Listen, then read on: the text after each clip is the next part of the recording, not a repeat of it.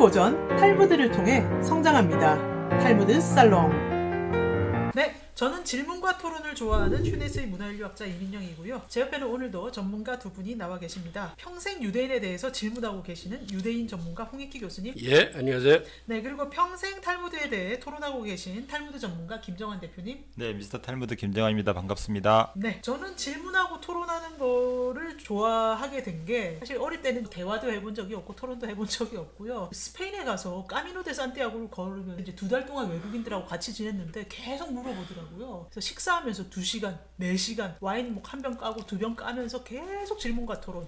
그런 거 하다 보니까 제가 질문과 토론 되게 좋아한다. 이런 건 외국에서 알게 됐어요.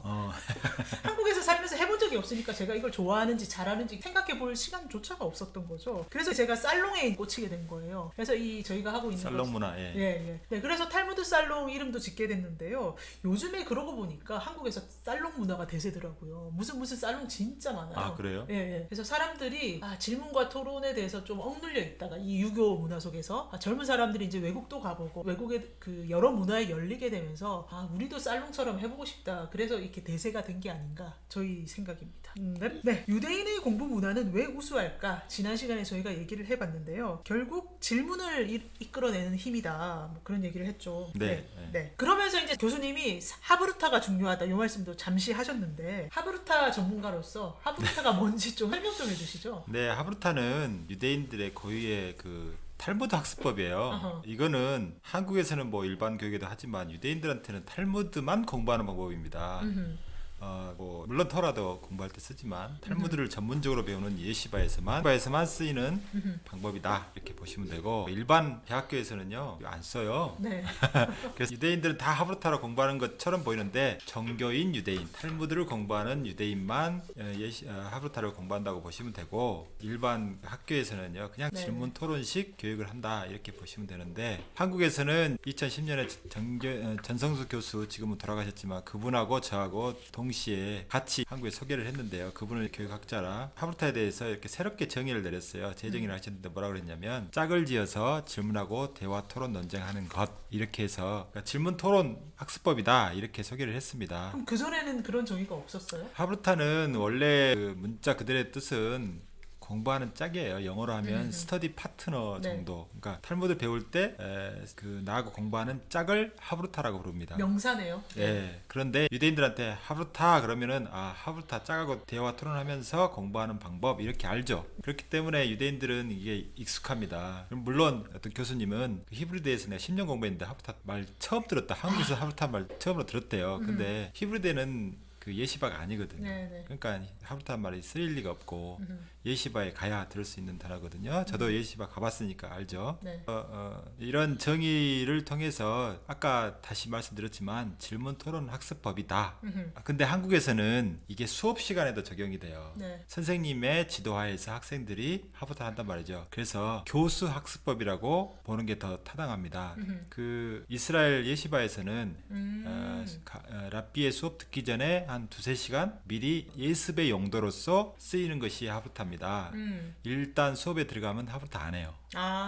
교수의 강의 듣기도 바쁘고 그 랍비의 강의 듣기도 바쁜데 하브루타 할 시간 없어요. 미리 하는 거고, 그리고 만약에 나중에 랍비님과 또는 교수님과 토론하고 싶다 그러면 소모임을 또 만들어요. 그걸 하보라 또는 하보레라고 하는데, 그거는 랍비 한 분 모시고 6명의 학생들이 둘러 앉아서 이렇게 질문 토론하는 식으로 공부하는 걸 말해요. 그러니까 이 세 가지는 예시바에서 보통 쓰이는 학습법입니다. 하브루타도 되고, 그다음에 수업도 강의도 되고, 그다음에 하보레라고 랍비를 중심으로 7명의 학생들이 모이는 그런 그룹 토론도 됩니다. 이 세 가지가 어울려 있어요. 그러니까 예시바에 가면 하브루타만 주구장창 하는 모양이다. 아니에요. 네. 수업 시간 전에만 하는 거예요. 강의도 있고 네.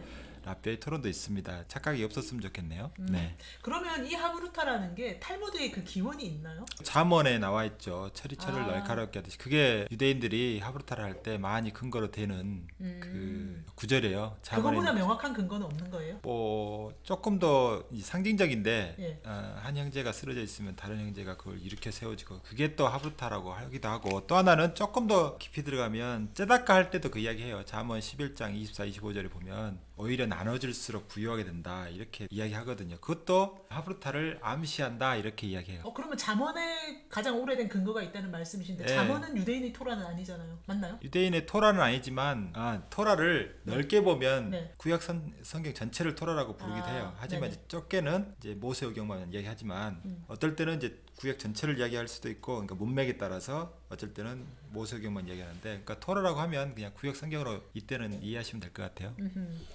유대인 공부 문화가 우수한 거는 사실은 그들의 신앙 때문에 그래. 이게 무슨 얘기냐면 유대인들이 하루에 2번씩 기도하는 쉐마 이스라엘이 크게 2개를 하나님이 명령하신 건데 그걸 하루에 2번 이상 들은 기도를 드리면서 다시 되새김질을 해요. 하나는 뭐냐면 온 마음을 다해서 하나님을 사랑하라는 거. 2번째는 자녀를 끊임없이 가르치려는 거거든요. 네. 잠자리에 들든지 깨어있을 때든지 뭐 걸어갈 때든지 앉아있을 때든지 항상 가르치라고 그래요. 근데 그 가르침은 하나님의 지상명령이기 때문에 유대인 부모들은 아주 어렸을 때부터 헌신적으로 아이를 가르칩니다. 그 대표적인 게 하나가 밥상머리 교육도 있지만 베갯머리 이야기. 네. 그건 애가 잠자리에 들면은 가서 책을 한 15분 동안 읽어주면서 그냥 책 읽어주면서 끝나는 게 아니고 중간중간 아빠가 물어봐요. 어허. 지금 여기서 이 사람이 이런 얘기는 왜 했을까? 그러면 애가 자기가 지금 아빠가 읽어주는 책을 읽으면서 그건 이렇게 한 거 아닐까? 하고 다시 이제 대답을 해. 그래서 아빠가 책을 읽어주면서 질문을 유도하고 애하고 대답을 주고받는 과정에서 애는 근본적으로 몰입도가 굉장히 강해집니다. 그러니까 아빠 얘기를 그냥 흘러듣지 않고 그 내용을 파악하고 아빠가 물어보면 내가 빨리 대답해야지. 혹은 내 생각은 이거하고 좀 틀린데 그거하고 아빠하고 얘기를 해봐야지. 이런 거를 그 어렸을 때부터 훈련이 되는 거예요. 그러니까는 하브루타는 이제 나이가 들어서 학교 가서 친구하고 하는 거지만 그 훈련을 아빠가 베갯머리 이야기를 하면서 가장 먼저 파트너는 아빠야. 그건 아빠가 책을 읽어주고 거기서 질문을 하고 거기에 대답하고 그것에 대해서 어떻게 생각하는지 서로 토론하고 하는 거를 그때 가르쳐 주는 거예요. 그래서 유대인들의 쉐마 이스라엘이 근본적으로 왜 공부가 중요한지 그리고 우리가 왜 평생 공부를 통해서 하나님한테 가야 되는지를 심어주는 하나님의 명령인 거예요. 그래서 유대인들은 공부가 중요해요.